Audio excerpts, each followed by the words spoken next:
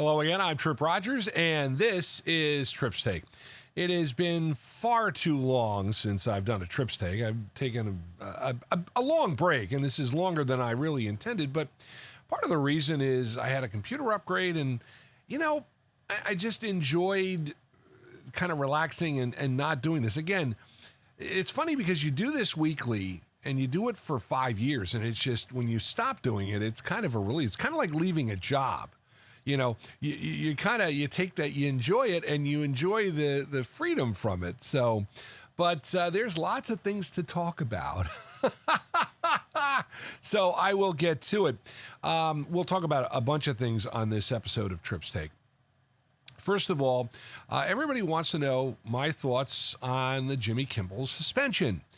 And I find it interesting because of the fact that Disney caved to their affiliates.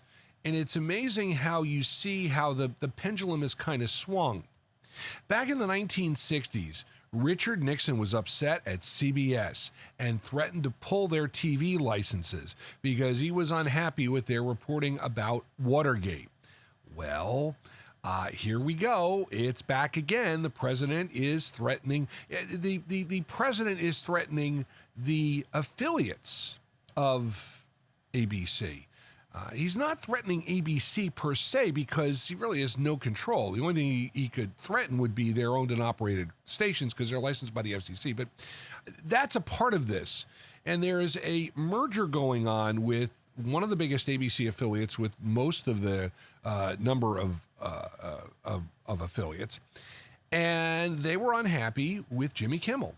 And the administration was unhappy with Jimmy Kimmel. I mean, administration's been unhappy with late night talk show hosts, let's face it. Stephen Colbert's cancellation, while it is unfortunate, it also speaks of business. And I say this to everybody. If CBS wanted Colbert out, they would have fired him on the spot. But they said, all right, this is going to be the last year, and they gave him a year, knowing he's probably they're going to get hammered. They're going to get hammered.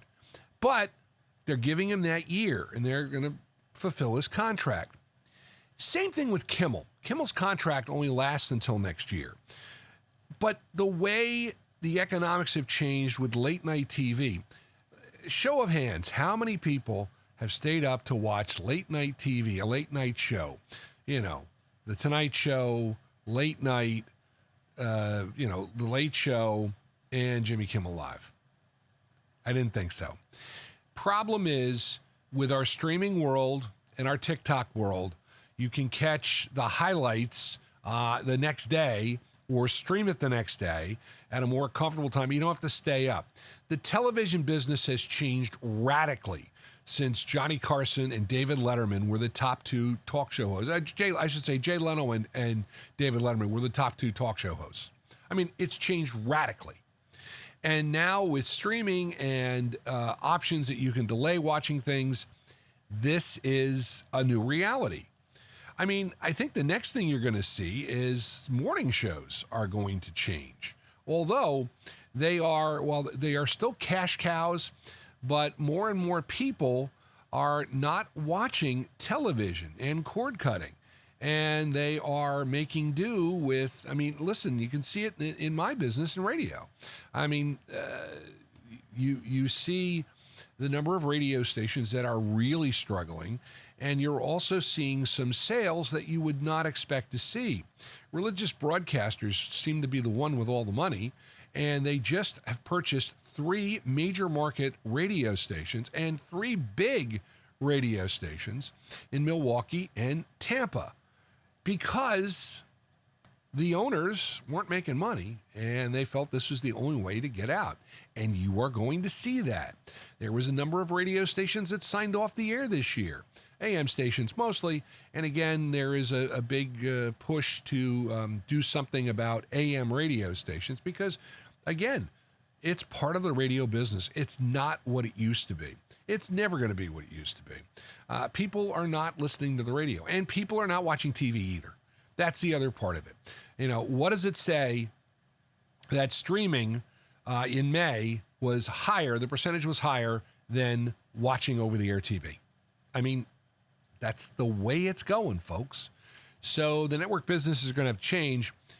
And I hate to say this, but I predict by 2030, late night talk shows are going to be a thing of the past. Or if they exist, they are going to be a lot shorter. And but again, I'm not sure if they're going to be around. That's just the way it is. All right, we're now into the NFL season, and I have to talk about my favorite team, the New York Football Giants. I have watched their first 3 games. Needless to say, I had plenty of alcohol to watch them because it has been a roller coaster. The first game, they could do nothing right. The second game, it was like one of the old AFL games, and it was Scoro. And the Giants just couldn't close it out. And that was the thing that bothered me. And Dallas was a winnable game. Dallas not that good. They came in against Kansas City. Kansas City's not that good. And they couldn't do anything.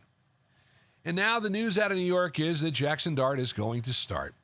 Well, here we go. We get a rerun of what happened in 2018 when the Giants opened 0-2 and they went to Danny Dimes, the new rookie quarterback they drafted, number 6 overall.